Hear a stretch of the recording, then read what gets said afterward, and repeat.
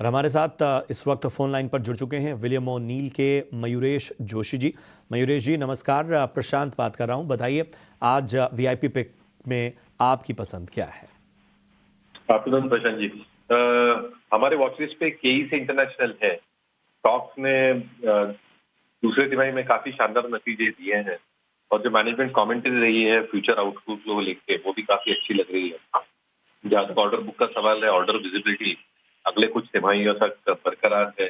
जो ये एग्जीक्यूट कर रहे हैं काम इंडिया में, outside India including their fee business, यहाँ पे भी जबरदस्त अर्निंग्स ग्रोथ की उम्मीद हम लगाए बैठ सकते हैं। और इसके वजह से आई थिंक जो बैलेंस शीट की स्ट्रेंथ है, जो एक्सपेक्टेशन है अर्निंग्स ग्रोथ को लेके, जो आरओई की एक्सपेक्टेशन है, जो हम सारे पैरामीटर्स देखते हैं ईपीएस रेटिंग से लेकर इंस्टीट्यूशन होल्डिंग कैंसलिंग में, ये कंपनी शायद फुलफिल करती है। तो ये स्टॉक हमारे वॉच लिस्ट पे है प्रशांत। केईसी इंटरनेशनल पसंद आता हुआ मयूरेश जोशी जी को बहुत बहुत शुक्रिया मयूरेश आपका इस अहम रणनीति के लिए। बढ़ते हैं आगे। बड़े करेक्शन के बाद भारतीय बाजार पर ब्रोकरेजेस का आखिर नजरिया क्या बन रहा है, हमारे सहयोगी वरुण दुबे जुड़ चुके हैं बताने के लिए। जी वरुण, बताएं ब्रोकरेज आखिर भारतीय बाजारों को लेकर क्या कह रहे हैं? तो देखिए, ज़्यादातर ब्रोकरेज हाउसेस को अगर आप देखेंगे तो ये यही कह रहे हैं कि गिरावट में आपके पास खरीदारी का अच्छा मौका है, डरने की ज़रूरत नहीं है। सबसे पहले एचएसबीसी को देखिए, ओवरवेट है इंडिया पे।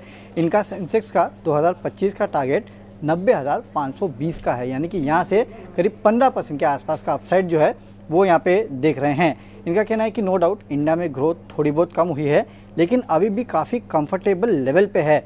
और ईपीएस ग्रोथ जो है वो आपको स्मॉल कैप मिड कैप्स में ज़्यादा देखने मिलेगी। 30% के आसपास ये मान के चल रहे हैं और लार्ज कैप्स में जो है करीब 12% के आसपास की ग्रोथ ये मान के चल रहे हैं।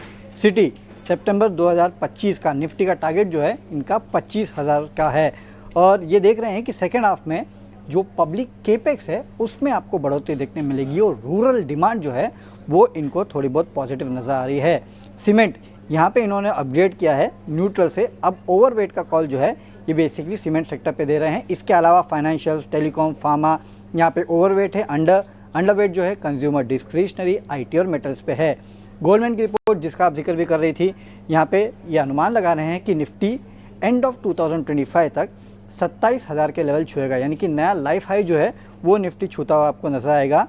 अर्निंग्स फोरकास्ट जो है करीब 13 से 16% के आसपास का अपसाइड जो है अर्निंग्स में ये यहाँ पे देख रहे हैं। हालांकि इनका कहना है कि थोड़े दिन तक शायद हो सकता है मार्केट कंसोलिडेट करे, लेकिन उसके बाद आपको अच्छी खासी तेज़ी देखने मिल सकती है। इसके अलावा CLSA, आपको याद होगा जैसे ही ट्रंप जीते थे उसके बाद CLSA की रिपोर्ट आई थी और उन्होंने इंडिया पे जो अपना ओवरवेट स्टैंस है उसमें 20% के आसपास के ओवरवेट इंडिया जो थे वो ये हुए थे, क्योंकि कहीं ना कहीं ये मान रहे हैं कि जो ट्रेड वॉर होगा उससे चाइना को थोड़ा बहुत नुकसान हो सकता है, लेकिन इसके लिए उन्होंने चाइना पे अपना वेटेज कम किया और इंडिया पे अपना वेटेज बढ़ाया है। तो काफ़ी सारे ब्रोकरेज हाउस, दिग्गज ब्रोकिंग हाउस जो है वो कह रहे हैं कि डरिएगा मत, नो डाउट थोड़ा बहुत स्लो डाउन है, अर्निंग्स में स्लो डाउन है, लेकिन अभी भी कंफर्टेबल लेवल पे है और इन लेवल से भी उनको अपसाइड दिखता है।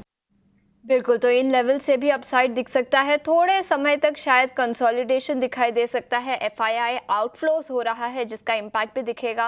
वैल्यूएशंस भी एक्सपेंसिव है, दूसरी तिमाही में नतीजे भी काफ़ी कमज़ोर रहे, जिसके चलते सभी ब्रोकरेज हाउसेस का ऐसा मानना है कि थोड़े समय तक शायद कंसोलिडेशन दिखाई देगा, लेकिन मीडियम टर्म का नज़रिया इंडिया पर अभी भी काफ़ी पॉजिटिव है।